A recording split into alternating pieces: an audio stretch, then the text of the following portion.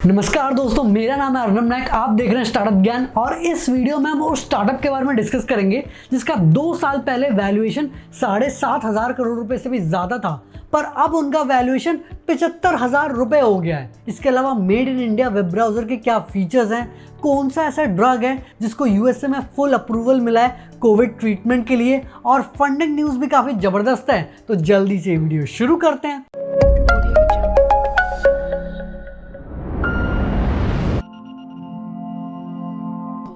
पहली न्यूज में हम चाइनीज स्टार्टअप के बारे में डिस्कस कर लेते हैं जिसका वैल्यूएशन अब करीब $1,000 हो गया है। तो मिर्जापुर का फेमस डायलॉग तो आप सबने सुना ही होगा, जो आया है वो जाएगा भी, बस मर्जी हमारी होगी। तो ये चीज हम स्टार्टअप की दुनिया में भी अप्लाई कर सकते हैं कि हर एक स्टार्टअप की अपनी एक जर्नी होती है जो कि मार्केट कंडीशंस पे डिपेंड करती है। पर जो चाइनीज स्टार्टअप रेनरेंचे के साथ हुआ ना, उससे बुरा शायद ही किसी के साथ होता होगा। तो रेनरेंचे जो कि एक बीजिंग बेस्ड स्टार्टअप है और इनका 2 साल पहले वैल्यूएशन $1.4 बिलियन था और इसमें कई सारे फेमस इन्वेस्टर्स जैसे गोल्डमैन सैक्स, टेंसेंट, इन सब ने भी इन्वेस्ट किया था। तो रेनरेंचे उन यूजर्स को कनेक्ट करता था जिनको सेकंड हैंड कार्स ट्रेड करना होता था, और उनका मेन यूएसपी था कि यार वो जो ऑफलाइन डीलर से काफ़ी कम कट रखते थे। पर जैसे कि आपको पता है कि यार पैंडेमिक आ गया तो इसकी वजह से उनको काफ़ी ज़्यादा लॉसेस हुए। इसके अलावा इस सेगमेंट में कंपटीशन भी काफ़ी ज़्यादा बढ़ गया है और उनके कर्जे भी काफ़ी ज़्यादा बढ़ गए थे। तो अभी खबर आ रही है कि रेनरेंचे शायद अपने एसेट्स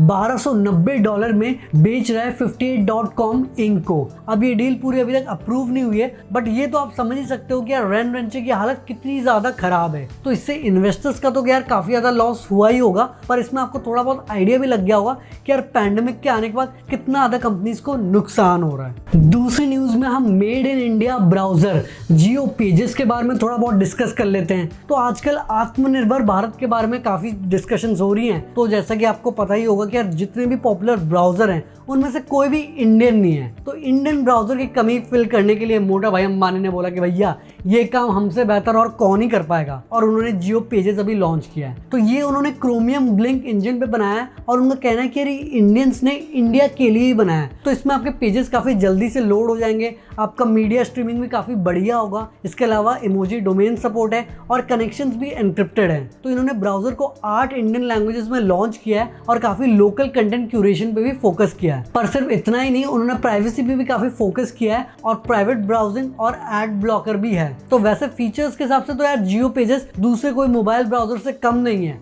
और अभी अगर आप देखेंगे यार, अभी रिसेंटली यूसी ब्राउजर भी बैन हो गया था जो कि काफ़ी पॉपुलर था इंडिया में।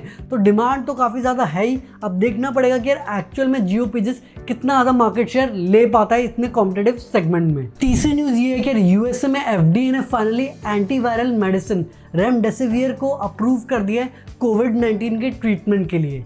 तो ये पहला ऐसा ड्रग है यूएसए में जिसको फुल अप्रूवल मिला है, और गिलियड साइंसेस जो कि ड्रग बनाएगी उनके भी शेयर प्राइस बढ़ गए जब ये न्यूज़ बाहर आई। तो एफडीए का कहना है कि अब रिकवरी टाइम 5 दिन होगा जो कि पहले 10 से 15 दिन था। तो ये ड्रग अभी रिसेंटली डोनाल्ड ट्रंप पे भी यूज हुआ था जब उनको कोविड-19 हुआ था। पर WHO का कहना है कि यार जो पेशेंट्स कोविड-19 की वजह से ऑलरेडी हॉस्पिटलाइज्ड है उनको इस ड्रग से ज्यादा बेनिफिट होने नहीं वाला। पर अब एफडीए का अप्रूवल मिल गया तो ट्रीटमेंट में तो अब यूज होगा ही, और इसका कॉस्ट $2,300 से लेके $3,100 के बीच में होगा। तो अब देखना पड़ेगा कि यार आगे और कौन कौन सी कंट्री इस ड्रग को अप्रूव करती है और एक्चुअली में पेशेंट्स के लिए कितना इफेक्टिव होता है। अगले न्यूज में हम व्हाट्सएप के कुछ आने वाले फीचर्स के बारे में डिस्कस कर लेते हैं जो कि ई कॉमर्स मार्केट को पूरा डिसरप्ट करने वाला है। तो अभी अगर आप व्हाट्सएप बिजनेस यूज करते होंगे तो उसमें आप जो भी सामान बेचते हैं उसका एक कैटलॉग बना सकते हैं, आप कस्टमर्स के साथ चैट कर सकते हैं, वहां से ऑर्डर ले सकते हो और जो भी कंप्लेंट्स है वो भी रिजॉल्व कर सकते हो। इसमें जो मेन चीज मिसिंग थी वो ये भी था कि जब भी आप कोई सामान खरीदते हो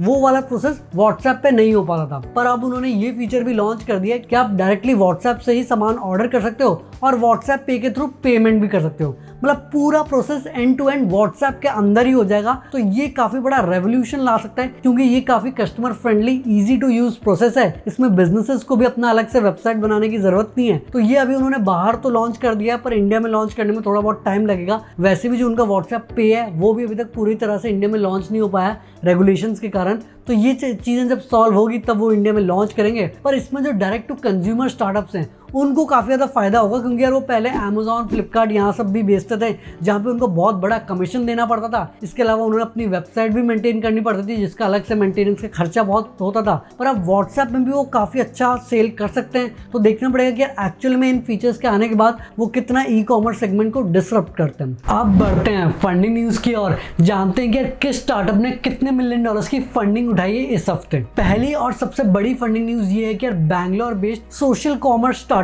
शॉपअप ने अपने सीरीज ए राउंड में $22.5 मिलियन की फंडिंग उठा ली है। तो शॉपअप बांग्लादेश के एंटरप्रेन्योर्स को मदद करता है अपने स्टोर्स को ऑनलाइन लेके जाने के लिए और फेसबुक और वेबसाइट के थ्रू बेचने के लिए। इसके अलावा वो डिलीवरी, लॉजिस्टिक्स और वर्किंग कैपिटल का भी एक्सेस देते हैं। तो बेसिकली अगर आपको ऑनलाइन बेचना है सारे प्रोसेस में शॉपअप आपकी मदद करेगा। और अगर आपको इन्वेस्टमेंट भी नहीं करनी है तो आप रीसेलिंग का बिजनेस भी शॉपअप पे सेटअप कर सकते हो। तो अभी इस फंडिंग की मदद से वो अपनी टेक्नोलॉजी को और इम्प्रूव करेगा और ज्यादा पार्टनरशिप्स करेगा ब्रांड्स के साथ और अपनी रीच को भी बढ़ाएगा। तो अगर आप मेरे स्टार्टअप न्यूज़ फॉलो करते हैं आपको पता होगा कि यार फरवरी में शॉपअप ने Bangalore based fashion retailer Voonik को अक्वायर कर लिया था और उसके बाद उन्होंने अपना एक ऑफिस बैंगलोर में भी खोल दिया है। तो देखते हैं कि यार इस फंडिंग की मदद से वो कैसे नेक्स्ट लेवल पे स्केल अप करते हैं। अगली फंडिंग न्यूज़ ये है कि यार दुकान ने $6 मिलियन की सीड फंडिंग रेज कर ली है मैट्रिक्स पार्टनर्स और लाइटस्पीड इंडिया पार्टनर से। तो दुकान जिनकी शुरुआत 2020 में हुई थी वो बेसिकली ऑफलाइन स्टोर्स को अपना खुद का ऑनलाइन स्टोर्स 30 सेकंड में खोलने में मदद करते हैं। तो जैसा कि आपको पता है कि यार अभी पैंडेमिक का टाइम है तो इसीलिए उनका ग्रोथ बिल्कुल नेक्स्ट लेवल पे चल रहा है और उनका प्लेटफॉर्म तो जुलाई 2020 में लॉन्च हुआ था। पर इतने कम टाइम में उन्होंने 2.7 मिलियन मर्चेंट्स को ऑनबोर्ड भी कर लिया है। पर सबसे चौंका देने वाली बात ये है कि यार अभी दुकान का केस चल रहा है खाता बुक के साथ और कर्नाटक हाई कोर्ट ने गूगल प्ले स्टोर से दुकान ऐप को रिमूव करवा दिया है। और उसके बाद भी दुकान ऐप को फंडिंग मिल गई है। तो अगर आप मुझे इंस्टाग्राम में फॉलो करते हैं तो मैंने सिर्फ इस न्यूज़ नहीं बट दुकान ऐप के पीछे की स्टोरी क्या है, कैसे उनको आइडिया है, क्या उन्होंने इम्प्लीमेंट किया है, इससे रिलेटेड सारे डिटेल्स एक डिटेल पोस्ट में शेयर किया था। तो तभी मैं बोलता हूँ कि इंस्टाग्राम, ट्विटर का लिंक डिस्क्रिप्शन में, जल्दी से आके वहाँ फॉलो कर लो। और अब देखना पड़ेगा दुकान बोल रहा है खाता बुक ने उनको कॉपी किया है, खाता बुक ने बोला है कि दुकान ने उनको कॉपी किया है। तो फाइनल क्या कोर्ट का वर्डिक्ट होता है और फिर दुकान कैसे नेक्स्ट लेवल पे स्केल अप करता है। अगली फंडिंग न्यूज़ ये है कि फ्लिपकार्ट ने $203 मिलियन इन्वेस्ट किए हैं Aditya Birla fashion and retail limited में, जिसके लिए उनको 7.8% स्टेक मिला है। तो आदित्य बिरला जैसे कि आप जानते होंगे कि यार वो कई फेमस इंडियन ब्रांड्स जैसे कि पीटर इंग्लैंड, एलन सली, पैंटालून्स इन सबको ओन करता है। और ऑफलाइन में तो उनका बिल्कुल जबरदस्त प्रेजेंस है। करीब 3004 स्टोर्स हैं, 23,700 मल्टी ब्रांड आउटलेट्स हैं और 6,700 point of sales department stores पे हैं। तो अभी इस डील के बाद Aditya Birla fashion and retail limited बिल्कुल नेक्स्ट लेवल पे स्केल अप करने वाला है और इसके लिए फ्लिपकार्ट से बेहतर पार्टनर और हो ही नहीं सकता, क्योंकि आजकल ई कॉमर्स सेल का ग्रोथ बिल्कुल अलग ही रेट पे बढ़ रहा है और फैशन सेगमेंट में फ्लिपकार्ट मार्केट लीडर है। तो वो और नए सेगमेंट में भी एक्सपैंड करने वाले हैं जैसे athleisure, casual wear, ethnic wear इत्यादि और लॉन्ग टर्म ग्रोथ पे फोकस करेंगे। बट इंपॉर्टेंट बात ये कि अमेजॉन भी इनमें इन्वेस्ट करना चाहती थी बट फ्लिपकार्ट ने फाइनली ये डील क्लोज कर लिया। तो देखते हैं कि इस डील के बाद दोनों कंपनीज को कितना फायदा होता है। तो दोस्तों ये थी इस हफ्ते की सबसे बड़ी स्टार्टअप बिजनेस और फंडिंग न्यूज़। आई होप आपको ये वीडियो पसंद आई होगी और अगर आपने इस वीडियो से कुछ सीखा, वीडियो को लाइक करना, शेयर करना और नीचे कमेंट करना कि वीडियो कैसी लगी। चैनल को पक्का से सब्सक्राइब कर लेना और घंटा दबा देना ताकि आप कोई भी वीडियो मिस ना करें। इंस्टाग्राम का लिंक, ट्विटर का लिंक सब डिस्क्रिप्शन में, जल्दी से आके वहाँ फॉलो कर लो।